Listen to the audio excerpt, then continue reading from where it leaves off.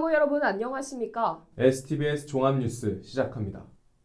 정부의 대학 등록금 동결 기조가 등장한 지 17년째인 올해 전국 대학 3곳 중 2곳 이상이 등록금을 인상한 것으로 나타났습니다.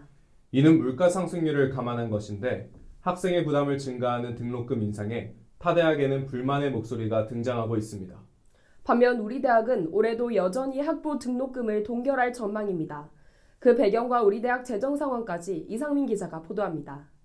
교육부의 등록금 동결 요청에도 불구하고 전국 대학들이 줄줄이 등록금을 인상하고 있습니다. 정부는 등록금을 올리면 국가장학금을 줄이는 방식으로 등록금 동결을 압박해왔습니다. 그러나 최근 물가 상승률을 감안한 대학들 입장에선 정부의 지원을 받기보단 등록금을 올리는 게 재정적으로 유리해진 겁니다. 이런 분위기 속에서 올해 우리 대학은 학부 등록금을 동결했습니다.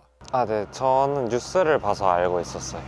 그래도 저희 학교는 그래도 국립이니만큼 그래도 계속 동결됐으면 좋겠다. 저렴한 학비로 유명한 우리 대학. 재정 상황은 괜찮을까요? 학생들에게 부담을 최대한 덜어주는 것을 최대한 지연시켜보자라는 의미에서 이번에 등록금을 인상하지 않는 것으로 결정을 하였습니다. 어려운 상황인 것은 확실합니다. 인건비가 오르고 공공요금이 계속해서 오르고 있어요. 예를 들면 전기세, 수도세 이런 것들이 지속적으로 오르고 있기 때문에 일정 온도를 올리지 못하게 이렇게 막아놨어요. 시스템상으로. 예를 들면 이런 것들은 다 경상경비를 좀 줄이기 위한 학교의 노력이라고 보시면 됩니다. 전국 대학들이 등록금 인상을 결정한 가운데 이번 등록금 동결은 학생과 학부모의 경제적 부담을 덜기 위한 결정인 것으로 보입니다. STBS 이상민입니다.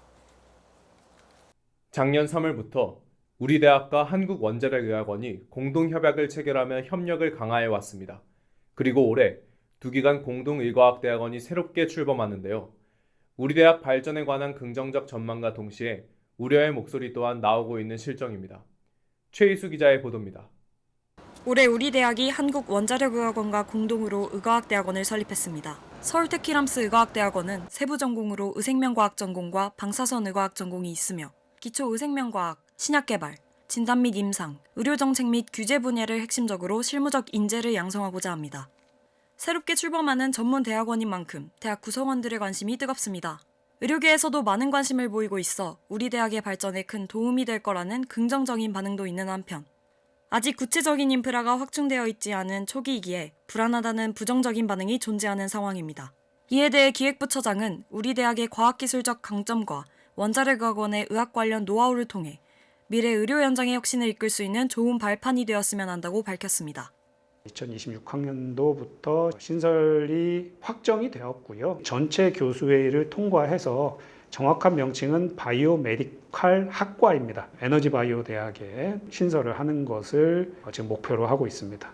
국가에서도 여러 첨단 분야라고 불리는 인공지능, 그다음에 바이오, 양자역학이라고 불리는 이 분야 세 개를 게임 체인저로 우리나라에 선정을 한 만큼 어떠한 사회적 요구에 반영하는 인력을 양성을 해야 되는 것인가를 많이 고민을 했고, 의학이라는 이 센터를 기준으로 해서 여러 가지 융복합할 수 있는 그 분야의 전문가분들을 모셔가지고 양질의 교육을 좀 제공하고자 하는 부분에 좀 포커스를 많이 뒀다고 보시면 되겠습니다. 두 공공기관의 적극적인 태도와 함께 우리 대학의 발전에도 새로운 전환점을 마련할 것으로 전망됩니다.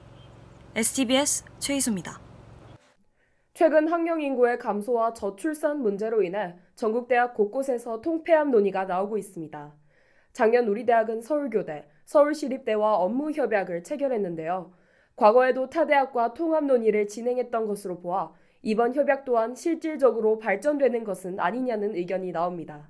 김영민 기자입니다. 지난 12월 우리 대학이 서울교대, 서울시립대와 업무 협약을 체결했습니다. 협약 내용은 학생 교류, 학술 연구 협력 등 다양한 분야에서 협력을 진행하며 각 대학이 상생하는 것입니다. 이는 대학 간의 경쟁력을 높이기 위한 방안이며 추후 통합 논의로 발전될지 주목받고 있습니다. 국립대학들의 통합 논의는 최근 꾸준히 논의되었던 사안입니다.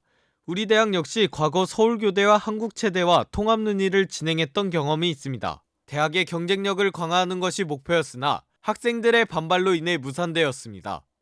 학령 인구가 과거 2017년에 비해 100만 명이 넘게 감소하였고 현재 수도권 입학 정원이 30만 6,858명인 반면 출생아 수가 23만 28명으로 지방뿐만 아닌 수도권 대학도 학생 유치를 위해 치열한 경쟁을 치를 것으로 보입니다. 이번 서울과기대, 서울교대, 서울시립대 업무협약 체결이 단순한 협력이 아닌 실질적인 통합 논의로 발전될 것인지에 대한 의문이 제기되고 있습니다.